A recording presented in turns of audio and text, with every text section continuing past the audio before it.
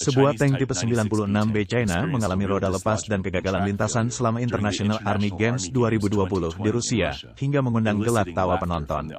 Komentator Rusia berkomentar, "Apa yang terjadi? Mari kita lihat. Kita bisa melihat apa yang terjadi. Semua orang lihatlah. Hampir mengenai sproket, ya. Apakah semua orang melihat rodanya? Rodanya lepas, tank China hancur berantakan. Ini benar-benar bencana." Contoh lain dari masalah peralatan militer, Rusia menghadapi kemunduran dengan sejumlah kendaraan segala medan Desert Cross tahun 1000-3 yang diimpor dari China di medan perang Ukraina. Kendaraan ini, yang diserang dan rusak parah oleh militer Ukraina, telah menjadi titik fokus dalam perdebatan mengenai kemampuan kinerja peralatan militer China. Rusia dilaporkan telah membeli 537 unit model ini dan berencana untuk menerima tambahan 1.590 unit pada tanggal 24 April tahun 2024. Meskipun mampu mengangkut 550 kg kargo dan trailer seberat 300 kg, tercatat bahwa kendaraan tersebut memiliki pertahanan yang terbatas terhadap cuaca buruk dan tembakan musuh karena langkah-langkah perlindungan yang tidak memadai. Masih ada pertanyaan tentang asal-usul komponen dan ketergantungannya pada bensin beroktan 92, serta keraguan tentang keefektifannya di medan garis depan yang berlumpur. Rusia telah berhasil menghindari sanksi internasional untuk membeli kendaraan ini dari China karena kendaraan ini diklasifikasikan sebagai perlengkapan sipil dan bukan perlengkapan militer standar. Menanggapi buruknya kinerja kendaraan darat, China telah beralih memasok amunisi dalam jumlah besar ke Rusia. Vladimir Putin telah membanggakan bahwa produksi amunisi 155 mm Rusia 10 kali lipat dari Amerika Serikat. Klaim ini telah menimbulkan kekhawatiran di AS, yang menimbulkan spekulasi bahwa kapasitas produksi Rusia tidak mungkin meningkat begitu cepat tanpa bantuan dari luar. Memang benar, sebelum kunjungan Xi Jinping ke Rusia pada tanggal 20 Maret tahun ini, para pejabat AS mengkonfirmasi bahwa amunisi yang digunakan oleh Rusia di Ukraina mengandung komponen-komponen dari China.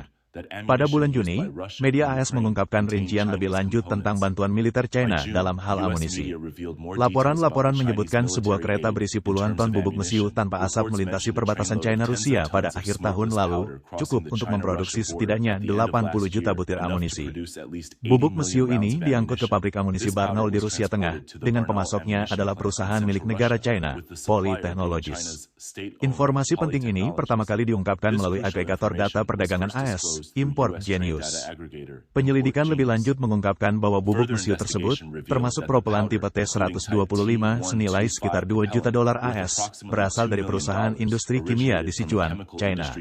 Meskipun bubuk mesiu itu seolah-olah disamarkan sebagai produk sipil, ekspornya akan membutuhkan persetujuan khusus dari Komisi Militer Pusat China, yang mengindikasikan dukungan resmi militer China untuk Rusia. AS mengidentifikasi asal-usul amunisi China berdasarkan komponen unik dalam formulasi yang digunakan oleh militer China. Misalnya, Lu di media, outlet media mandiri China di luar negeri, mengungkapkan bahwa amunisi 7,62x54 mm buatan China mengandung komponen khas seperti double bass nitro 11 dan stabilizer number 2, yang unik untuk amunisi China. Komponen unik ini memungkinkan AS untuk melacak asal-usul amunisi yang digunakan di medan perang Ukraina. Lu di media juga mengungkapkan tantangan yang dihadapi China dalam meniru formulasi amunisi Amerika. China meniru teknik pasifasi AS yang digunakan sebelum mencampurkan bubuk mesiu untuk mencegah ledakan yang tidak disengaja. Namun, mereka menemukan bahwa peluru gagal ditembakkan dengan benar karena kualitas inisiator yang digunakan oleh China di bawah standar. Akibatnya, China dengan hati-hati melanjutkan proses produksi bubuk mesiu dengan menggunakan granulator basah untuk pencampuran guna menghindari risiko ledakan. Selain itu, jalur produksi di China sering menghadapi masalah listrik statis, sehingga meningkatkan risiko dan korban selama produksi amunisi. Penyediaan peralatan dan pasokan militer China ke Rusia juga terjadi melalui cara yang lebih kompleks dan terselubung. Sebuah laporan dari The Washington Post pada tanggal 10 April mengungkapkan sebuah operasi rahasia yang dilakukan oleh Presiden Mesir Abdel Fattah el-Sisi untuk memproduksi dan secara diam-diam mengangkut hingga 40.000 roket ke Rusia sembari merahasiakan operasi tersebut untuk menghindari kemarahan sekutu-sekutu Barat. Bahan kimia untuk roket-roket yang diproduksi di sebuah pabrik yang dikenal sebagai Pabrik 18 ini sebenarnya berasal dari China. Hal ini menunjukkan pengaruh China di negara-negara seperti Mesir, Aljazair, Kazakhstan, dan Uzbekistan, yang telah menjadi pusat transit untuk bantuan militer China ke Rusia. Wang Yi, Menteri Luar Negeri China, mengunjungi Mesir dan Aljazair pada tahun 2021. Pertemuan ini berpotensi terkait dengan pengaturan strategis tersebut. Afrika Selatan dan negara-negara tetangganya juga memainkan peran penting dalam jaringan bantuan militer China. Paramount Group Afrika Selatan, yang mengkhususkan diri dalam kendaraan kendaraan lapis baja, telah berkolaborasi dengan Kazakhstan untuk menyediakan peralatan militer ke Rusia. Pengaruh signifikan China di Afrika Selatan melalui investasi dan kepemilikan di pabrik-pabrik senjata lokal, dan memanfaatkan negara-negara yang memiliki hubungan dekat dengan China seperti Uganda dan Zimbabwe, menyediakan bahan baku berbiaya rendah. Status Afrika Selatan sebagai bekas negara persemakmuran dengan citra internasional yang relatif netral membuatnya menjadi lokasi yang ideal untuk menghindari pengawasan Barat, terutama dalam bantuan militer. Di sektor penerbangan, dukungan China untuk Rusia sangat signifikan. Hanya 4 hari setelah pecahnya perang di Ukraina, perusahaan China HEMS 999 menyediakan 2 helikopter untuk Rusia. Selain itu, Tianjin Huarong Aviation mentransfer 4 helikopter Airbus ke Rusia, yang diberikan kepada perusahaan helikopter Ural Rusia, pemasok utama untuk Garda Nasional Rusia yang dikerahkan di Ukraina. Transaksi ini menunjukkan bahwa meskipun bersifat komersial, helikopter-helikopter ini memainkan peran penting dalam operasi militer Rusia. Terkait pesawat tanpa awak, bantuan China juga patut dicatat. Menurut data dari Organisasi Penelitian Sumber Terbuka Molfar Global, sebuah perusahaan yang berbasis di Santu, China, mengirimkan 1.000 drone ke Rusia 2 bulan sebelum perang. Meskipun perusahaan tersebut mempromosikan dirinya sebagai pedagang grosir mainan anak-anak di situs web dan media sosialnya, perusahaan penerima di Rusia, Samsung, juga menampilkan dirinya sebagai pedagang grosir mainan. Namun, penggunaan sebenarnya dari drone ini jauh dari identitas dangkal mereka.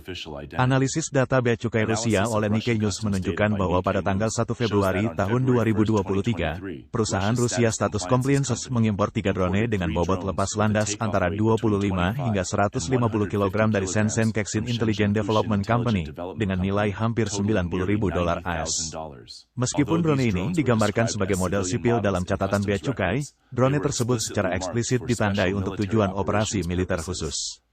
Tomoyuki Furutani, seorang pakar drone dari Universitas Keio, mengemukakan bahwa drone besar ini dapat digunakan untuk pengintaian militer dan berpotensi dimodifikasi untuk serangan. Selain itu, drone kecil yang diproduksi oleh perusahaan DJI China banyak digunakan untuk pengintaian militer dan menjatuhkan bom kecil. Drone ini sebagian besar diimpor melalui Asia Tengah, Belarusia, dan negara-negara Timur Tengah yang bersahabat dengan Rusia dengan kedok produk sipil. Namun, setidaknya 37 drone secara eksplisit ditandai untuk operasi militer khusus dalam catatan bea cukai selama 4 bulan pertama tahun ini, dengan nilai sekitar $103.000 AS. Menurut data dari Observatorium Kompleksitas Ekonomi, ekspor drone China ke Rusia pada tahun 2022 bernilai $23 juta AS. Drone ini dilengkapi dengan komunikasi satelit dan sistem enkripsi, serta memiliki mekanisme kontrol kata sandi yang rumit. Bahkan drone terkecil pun memiliki kemampuan untuk menjatuhkan granat, menyoroti penerapan praktisnya dalam operasi militer. Hal ini secara luas dianggap di panggung internasional sebagai bantuan militer yang nyata dari China ke Rusia. Di bidang material logam, dukungan China untuk Rusia juga tidak kalah pentingnya.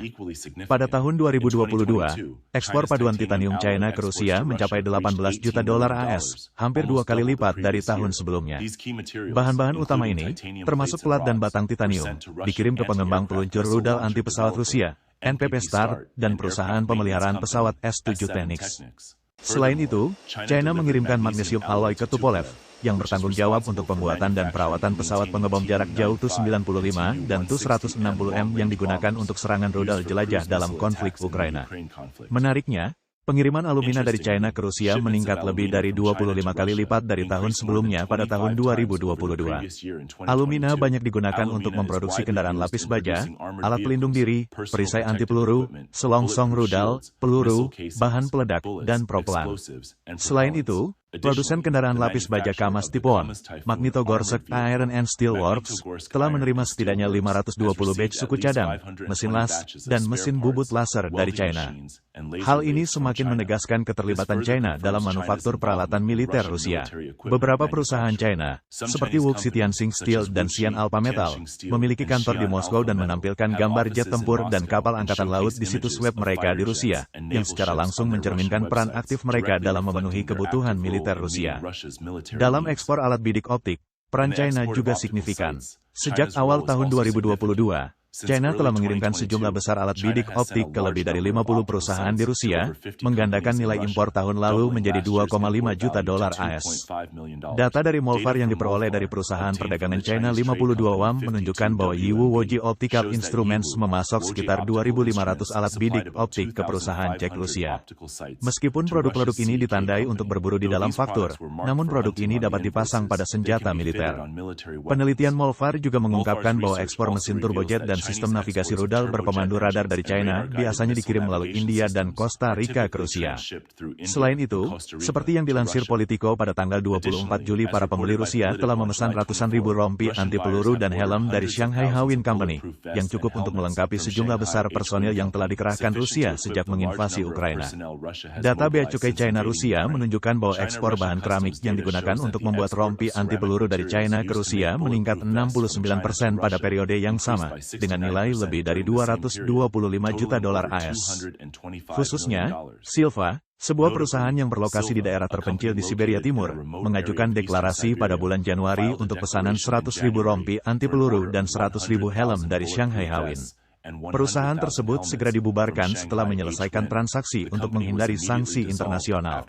Menurut laporan The Washington Post pada tanggal 13 April, sebuah dokumen rahasia yang bocor dari Departemen Pertahanan AS mengungkapkan bahwa AS berhasil menguping pembicaraan Badan Intelijen Luar Negeri, SVR, Rusia dan memperoleh informasi intelijen penting.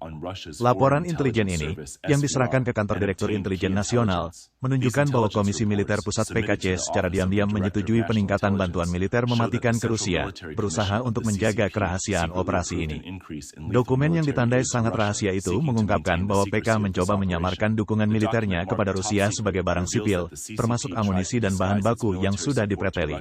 Bahan-bahan ini disalurkan melalui Mesir, Aljazair, Afrika Selatan, dan negara-negara lain, yang akhirnya dirakit di Belarusia, Kazakhstan, dan Uzbekistan, dan kemudian secara diam-diam diangkut ke Rusia.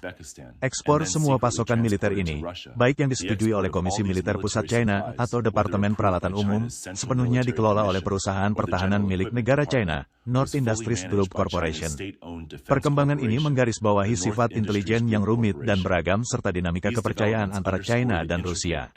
Xi Jinping selalu ingin agar keputusannya tetap dirahasiakan dan hanya diketahui oleh dirinya sendiri. Namun, kebocoran yang dilaporkan oleh The Washington Post mengungkapkan fakta yang signifikan. Beberapa keputusan penting Xi Jinping mungkin telah diketahui oleh Rusia, dan informasi ini mungkin secara sengaja atau tidak sengaja diteruskan ke AS. Hal ini tidak hanya mengungkap potensi masalah kepercayaan antara China dan Rusia, namun juga dapat menyebabkan perubahan dalam pertimbangan strategis Xi Jinping terhadap Rusia. Dia mungkin sedang mempertimbangkan apakah upaya rahasia PKC untuk melemahkan atau mempengaruhi kemampuan strategis Rusia sudah diketahui oleh Rusia.